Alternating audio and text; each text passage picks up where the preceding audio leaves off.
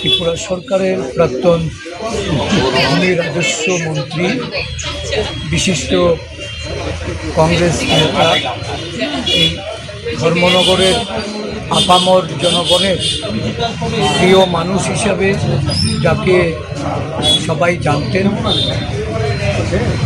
কালিদাস দত্ত মহাশয়ের প্রয়াণে আমরা গভীরভাবে শোকাহত। ওনার এই অকাল প্রয়াণে আমরা ওনার প্রতি শ্রদ্ধা নিবেদন করি, বিদেহী আত্মার সদ্গতি কামনা করি।